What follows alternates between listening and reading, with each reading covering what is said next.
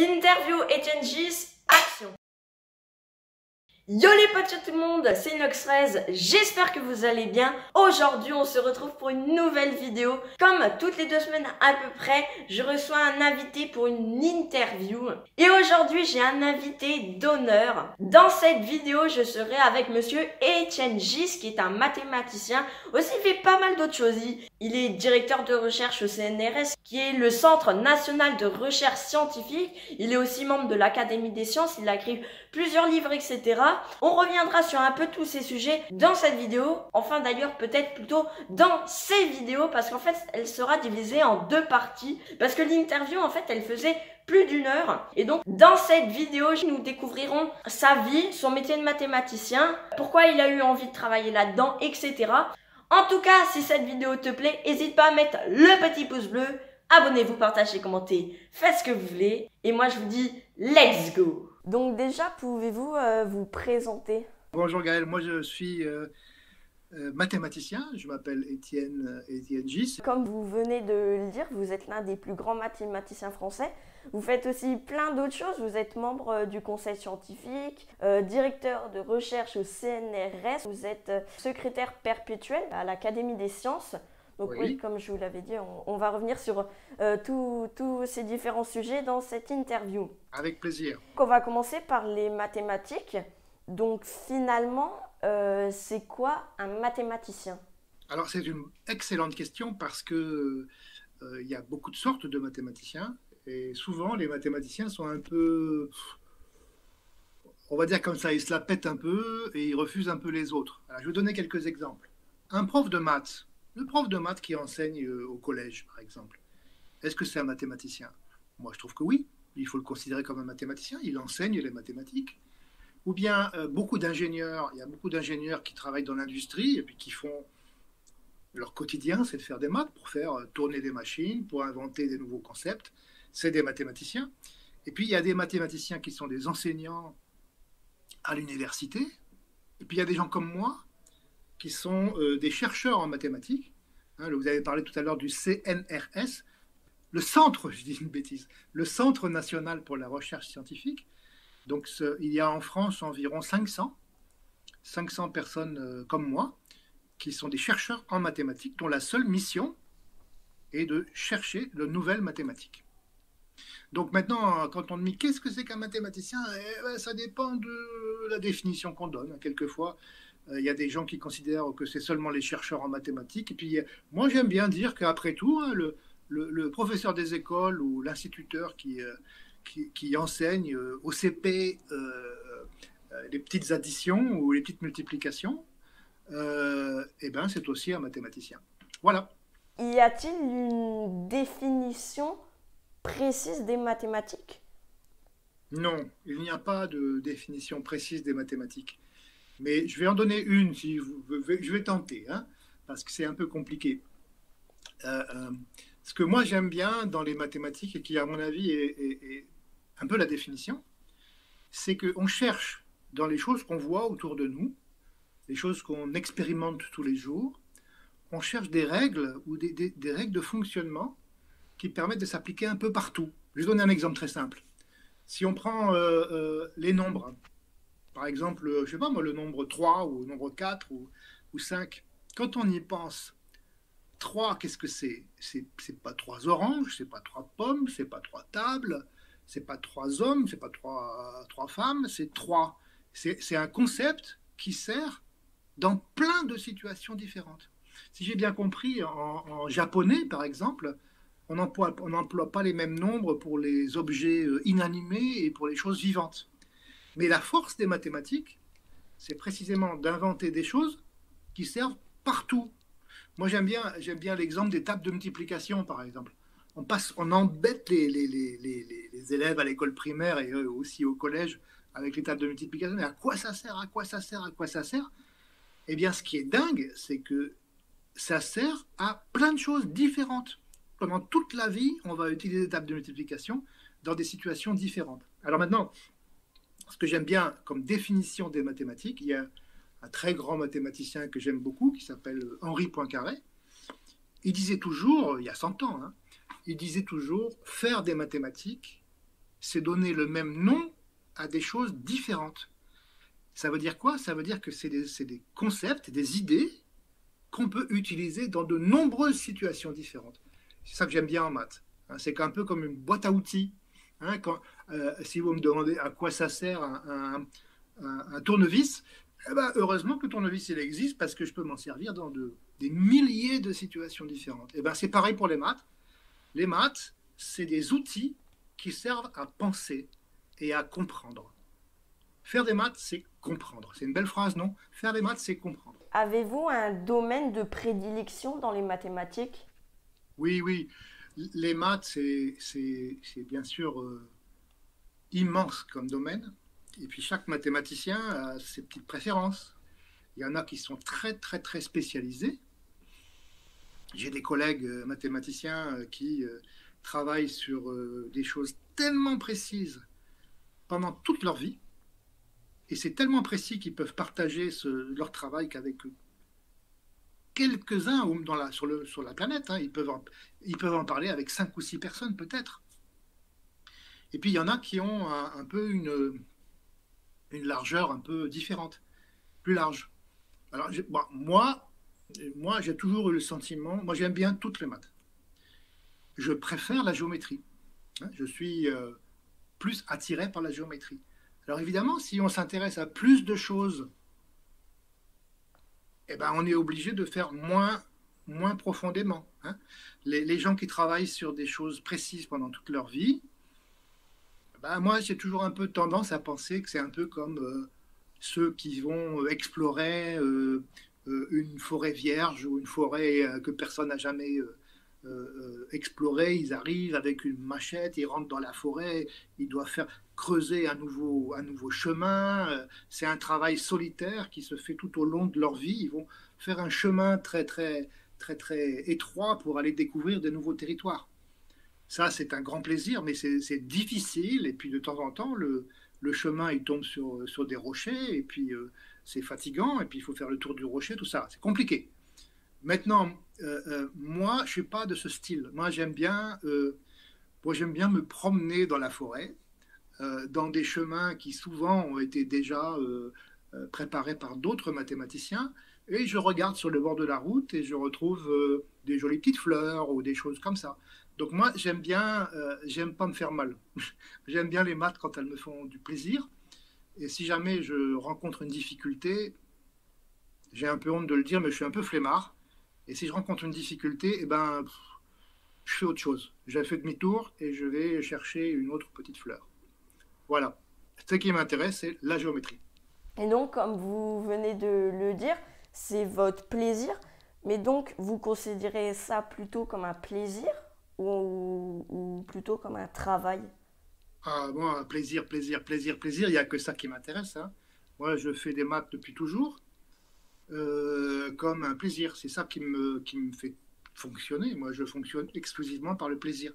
Alors, bien entendu, attention, hein, il faut bien savoir que on ne peut pas faire dans la vie, quelle que soit l'activité qu'on fait, on ne peut pas faire que des choses par plaisir. Il y a des choses à côté qu'il faut bien faire. Hein. Donc, au début, quand j'étais étudiant, je faisais des maths seulement par plaisir. Et puis après, quand j'ai pris un peu de bouteille, que je suis devenu, par exemple, au bout d'un certain temps, quand on a suffisamment d'expérience, c'est important qu'on fasse des maths avec des étudiants. Hein. Donc, les jeunes doctorants, ceux qui préparent une thèse, ben, il faut bien les prendre par la main pour leur montrer un peu comment on fait des maths. Donc, au bout d'un certain temps, quand on a plus d'expérience, on fait des maths pour son plaisir, mais aussi pour le plaisir des autres. Et donc, ça devient quelque chose qui m'intéresse beaucoup, c'est qu'on peut faire des maths ensemble et on peut former de jeunes étudiants. Et puis, dans la vie, il n'y a pas que des choses qui se font plaisir. Hein. C'est évident que quand on travaille dans un laboratoire de mathématiques, eh bien, il faut bien s'occuper de l'administration. Il y a des secrétaires, il faut acheter du matériel, il faut acheter des ordinateurs. Donc, à un moment, il faut bien, on est obligé de faire des choses moins drôles. Hein. Donc, il faut demander au gouvernement, il faut demander des crédits. Donc, et malheureusement, plus on avance dans la carrière, et plus la partie administration, qui n'est pas très drôle, il faut bien dire, hein, devient de plus en plus importante. Mais pour répondre à la question, oui, moi, ce qui me gouverne dans les maths, c'est exclusivement le plaisir. Mais on ne peut pas faire que du plaisir. Voilà. Pour vous, que représentent les maths, les mathématiques? Alors, que représente... Alors, c'est encore des questions compliquées. Hein. Voilà, beaucoup de questions compliquées. Que représentent les maths? Moi, je vais dire comme ça. Ça dépend un peu de la période de la vie. Je parle de mon exemple à moi. Hein. Ce n'est pas forcément le même sentiment pour d'autres mathématiciens. Mais moi, quand j'étais en quatrième, hein, j'étais pas du tout comme Gaël. Mais pas du tout, du tout. Vous êtes très, on peut dire, extraverti. Vous intéressez aux autres, quoi. Hein, et je trouve ça merveilleux. Hein. Mais moi, j'étais plutôt le genre de... J'étais un peu renfermé, voilà.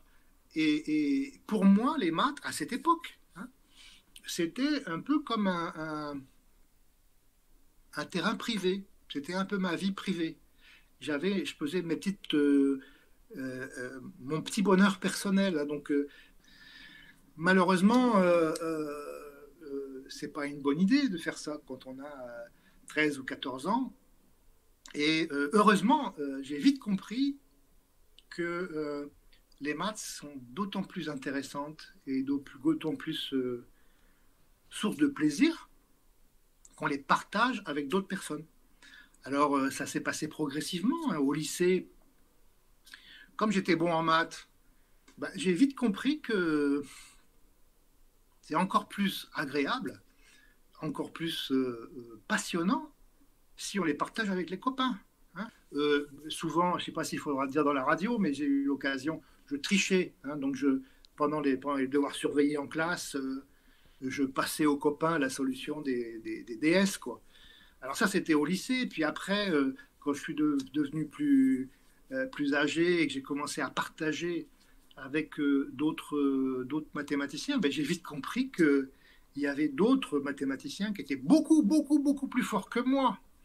Et là, ça a été dans l'autre sens que ça marchait. J'ai eu tellement de bonheur à apprendre, à voir comment les maths vivaient avec quelques très, très, très, très grands mathématiciens qui ont partagé avec moi que c'est devenu un peu le contraire du terrain privé que j'avais, c'est devenu un terrain public. J'ai adoré cette...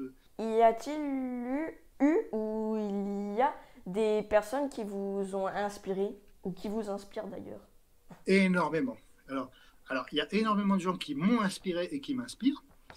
Alors, une chose qu'il faut savoir, et ça c'est peut-être aspect spécifique aux maths, en tout cas pour moi, c'est que les maths ont une très très longue histoire. Hein. Les maths, elles existent depuis plusieurs milliers d'années. Et chacun d'entre nous, on s'appuie sur les résultats, sur les idées, sur les intuitions de tous nos prédécesseurs. Alors par exemple, il y a un très très très grand mathématicien, j'en parlais tout à l'heure, de Henri Poincaré, qui est mort en 1912 et qui pour moi est un modèle. J'ai lu presque tout ce qu'il a écrit, j'ai lu, relu, essayé de l'imiter, j'ai étudié un peu sa vie, c'est presque un ami, sauf qu'il est mort il y a 100 ans. Et lui, il m'a beaucoup, beaucoup inspiré dans sa façon de penser les mathématiques et l'approche que ça représente du monde qui nous entoure. Donc voilà, donc on peut être influencé par des gens qui sont morts, mais on peut aussi, et tant mieux, hein, on peut être aussi influencé par des gens qui sont vivants et qui sont vraiment exceptionnels. Alors bon, tout à l'heure je disais qu'au début de ma carrière professionnelle, après mon doctorat, j'ai eu l'occasion de rencontrer quelques très très grands mathématiciens qui m'ont fait la gentillesse, c'est le mot, qui m'ont fait la gentillesse de partager avec moi leur territoire. On croit toujours que les maths c'est vrai ou faux, que c'est triste, que c'est pas, qu'il n'y a pas d'affection, qu'il n'y a pas d'émotion, mais c'est tout le contraire. Il y a des tas de choses qui sont très sentimentales dans les maths. On les accepte à travers des émotions. Y a-t-il des études pour devenir mathématicien? Oui, Voilà, pour devenir mathématicien, bien entendu, alors maintenant, le baccalauréat a changé, hein. Maintenant, il faut faire des spécialités en terminale. Donc, il faut faire spécialité maths, c'est évident, hein.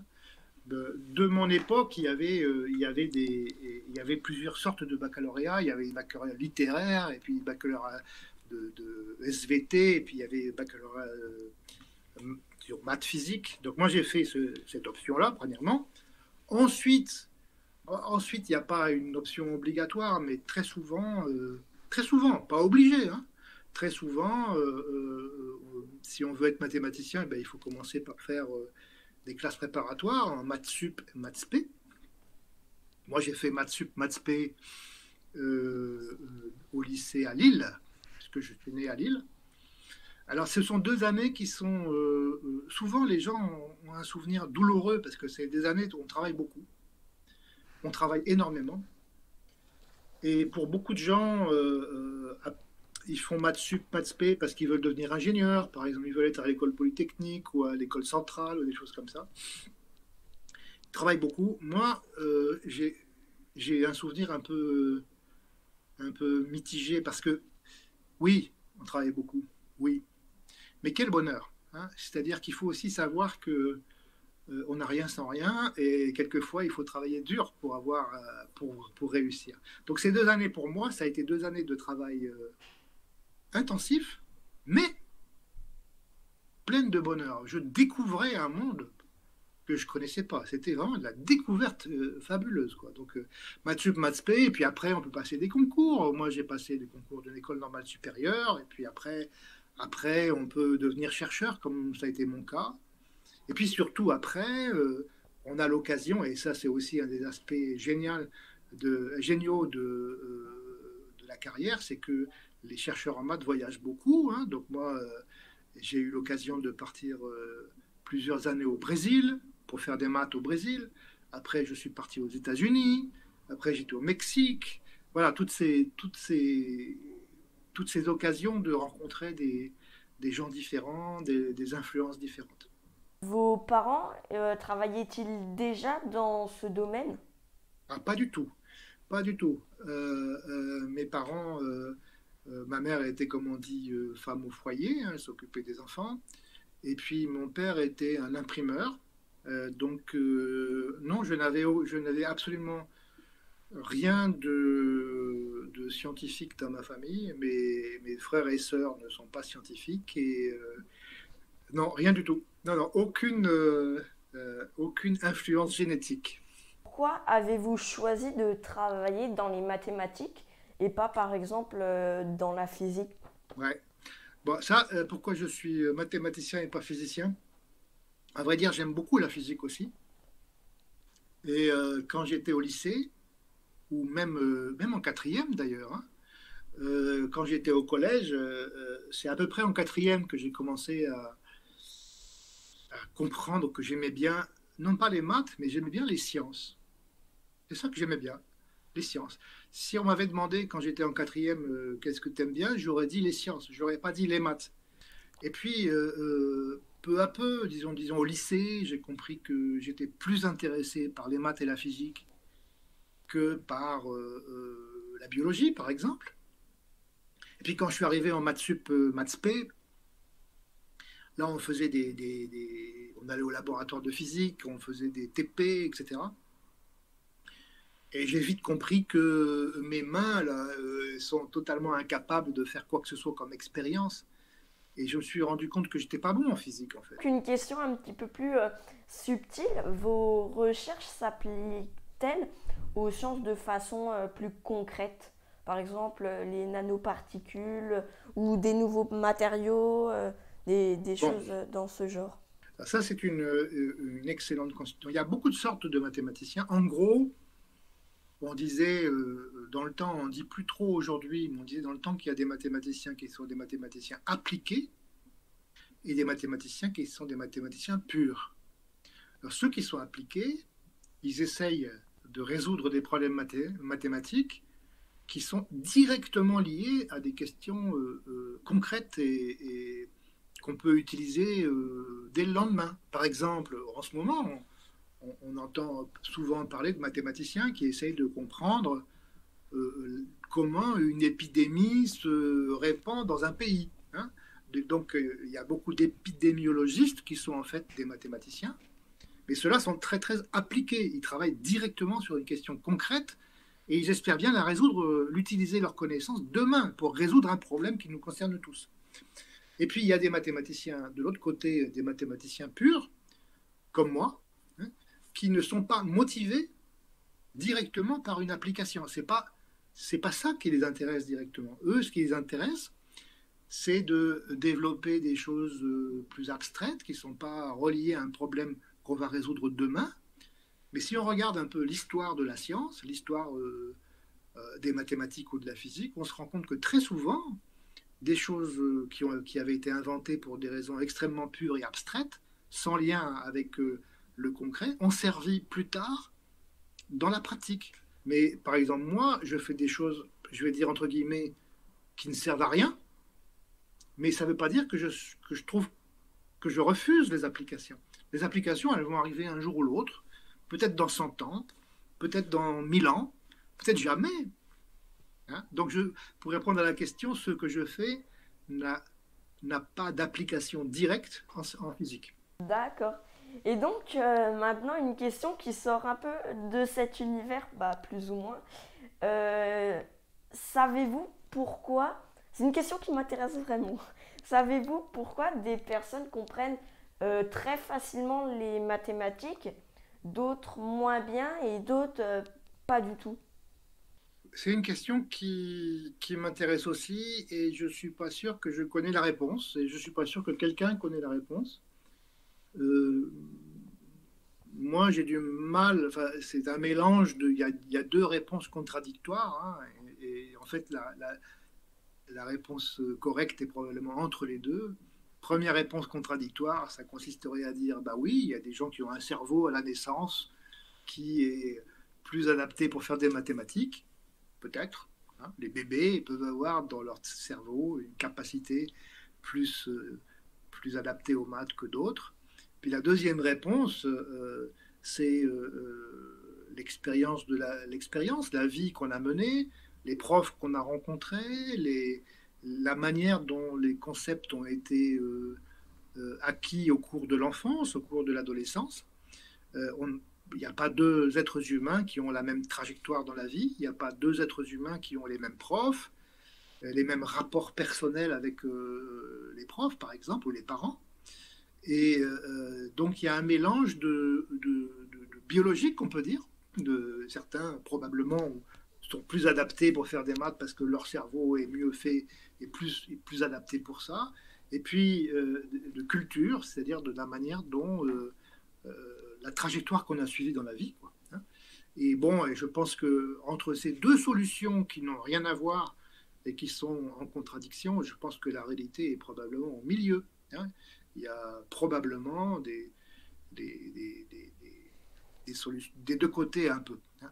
Donc, par exemple, si je regarde dans mon cas personnel, ben, j'ai toujours tendance à dire que j'ai eu une chance exceptionnelle d'avoir quelques profs à l'école primaire, au collège, au lycée.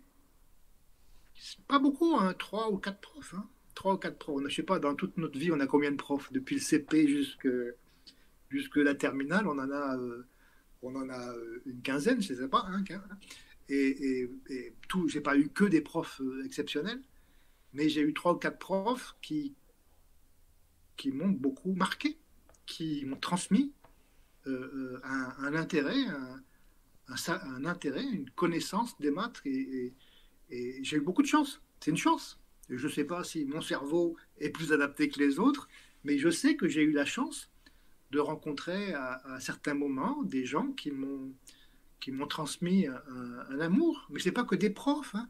Ça peut être aussi, je vous donne aussi un exemple que je donne toujours parce que c'est important pour moi. Quand j'étais au collège, j'allais régulièrement dans une bibliothèque municipale. Et à cette époque, je ne sais pas si c'est encore comme ça aujourd'hui, si on avait moins de 16 ans, je crois. On n'avait pas le droit d'aller dans la partie où il y avait des livres pour les adultes. Et on était obligé de lire les livres pour les adolescents, quoi. Et très rapidement, une bibliothécaire, hein, c'était à Roubaix, une bibliothécaire a compris que j'aimais bien les sciences et que j'avais besoin de lire des livres un peu plus sophistiqués que les jeunes de mon âge, quoi. Et elle m'a autorisé à passer dans la salle des grands. Mais non seulement ça, elle m'a aidé à choisir les bons livres. Donc elle m'a guidé dans mon éducation scientifique en me faisant lire des livres de sciences qui normalement n'étaient pas adaptés à mon âge, mais voilà, elle m'a pris par la main, elle m'a montré le chemin. Et donc voilà, je crois que je suis le résultat, comme tout le monde, hein, on est tous comme ça. On est le résultat de notre éducation, mais l'éducation, c'est pas que les profs. On est le résultat de tous les gens qu'on a rencontrés dans le passé, quoi. Et il y en a qui sont plutôt dirigés vers les maths, et d'autres vers la musique, et d'autres vers autre chose. Tant mieux, hein, chacun sa route, chacun son chemin, comme disait l'autre, hein. En fait, finalement, votre motivation, c'était vos profs, les personnes que vous avez rencontrées. C'est pas vraiment une motivation personnelle, en fait. Je sais pas si ça se dit Ah, comme ça. ah ouais, c'est une bonne question. Ça veut dire quoi le personnel, justement? Qui sommes-nous si ce n'est les gens qu'on a rencontrés, hein? On retombe sur la même question. Qu'est-ce que ça veut dire une motivation personnelle? Ça veut dire quoi un goût personnel? Un goût personnel, on peut penser que c'est un goût qui était inscrit dans notre corps, dans notre cerveau à la naissance. J'ai quelques doutes quand même, hein. J'imagine quand même que un bébé qui naît, on ne peut pas savoir dans son cerveau s'il va préférer le rap ou la musique classique, hein. Bon. Mais par contre, il y a des adultes qui préfèrent la musique classique et d'autres qui préfèrent le rap. Pourquoi? Parce que en fonction de leur vie précédente, de leurs copains, des gens qu'ils ont rencontrés, des profs, des bibliothécaires. Donc, quand on dit un goût personnel, je pense qu'il faut être un petit peu, il faut reconnaître, mais c'est avec beaucoup de plaisir d'ailleurs, il faut reconnaître que l'être, ce que nous sommes, en très très grande partie, est le résultat de ce que nous avons vécu dans le passé, des gens qu'on a rencontrés, etc. Donc oui, quand j'ai dit je fais des maths, c'est un goût personnel, mais ce goût personnel, il est le résultat de beaucoup de rencontres qui m'ont plu. Si j'avais rencontré peut-être des musiciens ou je ne sais quoi, ou, ou des artistes ou des sculpteurs, je ne sais pas, hein, ou autre chose, ou même si j'avais rencontré quelqu'un qui m'avait passionné pour les voitures, moi j'aime pas du tout, ou le foot, moi j'aime pas du tout le foot, mais si j'avais été dans un milieu qui me menait vers le foot, eh ben, je serais peut-être footballeur. Et puis là, Gaël me demanderait, mais alors pourquoi vous avez choisi le foot? Est-ce que c'est un goût personnel? Ben, oui, ça aurait été un goût personnel parce que ma personnalité aurait été fabriquée, forgée par ces rencontres de la vie. C'est une autre question encore un petit peu délicate. Est-ce que vous pensez qu'un jour on aura tout trouvé, entre guillemets, ou toujours dans des centaines d'années peut-être, encore des mystères à trouver? C'est une super question, Gaël. Alors, moi, je pense que la réponse est non. Plus on découvre de nouvelles choses, et plus ces nouveautés qu'on découvre posent de nouvelles questions. Et plus on avance, et plus on découvre des nouveaux territoires qu'il faut explorer, qu'il faut comprendre, qu'il faut analyser. Donc, moi, je pense que la réponse est non, non, non. Alors, il faut voir que souvent on dit la science est un peu comme un arbre qui grandit avec des nouvelles feuilles, des nouvelles branches, etc. Alors, ça c'est un peu... C'est vrai, le monde des mathématiques grandit parce qu'on fait des découvertes tous les jours. Mais en même temps, il y a deux sortes de découvertes. Il y a des choses qui sont vraiment nouvelles comme je disais tout à l'heure, un nouveau chemin au milieu de la forêt, qu'il faut aller explorer, aller au bout du chemin pour voir comment c'est derrière. Et puis, il y a aussi quelque chose qui est peut-être encore plus important, qu'on peut appeler un peu une digestion, c'est-à-dire que des choses qui ont été découvertes il y a longtemps, peut-être il y a 50 ans, ou même 100 ans, tout à coup, on se rend compte que des choses qui étaient différentes, en fait, elles ont quelque chose en commun. Et comme elles ont quelque chose en commun, on peut les regrouper pour faire une seule chose. Je vais donner un exemple très simple. Pendant très longtemps, en mathématiques, il y avait d'un côté l'algèbre et de l'autre côté la géométrie. Bon. Et puis, il y avait des livres d'algèbre et de géométrie. Et puis, ce grand philosophe mathématicien français Descartes, il arrive et il dit, regardez, quand on regarde un point dans un plan, et puis si on met des axes, eh bien un point, il a deux coordonnées, x et y, abscisse et ordonnée. Et donc Descartes dit, mais arrêtons de penser à un point dans un plan comme un point, mais on peut y penser comme deux nombres. Et tout à coup, quand il fait ça, il jette un pont entre la géométrie, les points, et les nombres, l'algèbre.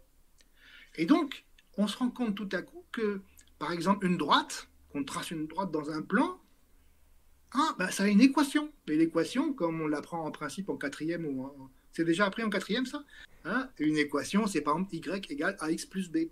Et donc, tout à coup, ces grandes quantités de mathématiques, géométrie et algèbre, qui n'avaient rien à voir entre elles, tout à coup, on se rend compte que c'est la même chose. Aujourd'hui, on appelle ça la géométrie algébrique. C'est une seule chose qui mélange à la fois la géométrie et l'algèbre. Donc, ce que je voulais expliquer, c'est que le progrès des mathématiques est à la fois en découvrant des choses nouvelles, un peu comme un nouveau chemin dans la forêt, et à la fois en réfléchissant, en comprenant mieux ce qui a été fait dans le passé, de façon à connecter des branches du passé qui deviennent la même branche. Donc c'est une croissance qui n'en finit plus et qui est merveilleuse. Oui. Donc je vais répondre à la question initiale. Non, il y aura toujours des choses à faire et on n'aura jamais fini les mathématiques. C'est la fin de la première partie de cette interview avec monsieur Étienne Gis. On a parlé donc de toute sa carrière de mathématicien, etc. Et donc dans la prochaine partie, nous aborderons les sujets de son rôle au CNRS, à l'Académie des sciences, etc. Comme je vous l'ai dit finalement en début de vidéo. Encore une fois, un grand merci à monsieur Étienne Gis d'avoir accepté cette invitation. Et si cette vidéo t'a plu, n'hésite pas à t'abonner, liker, partager, commenter. Faites ce que vous voulez et moi je vous dis à la prochaine pour une nouvelle vidéo.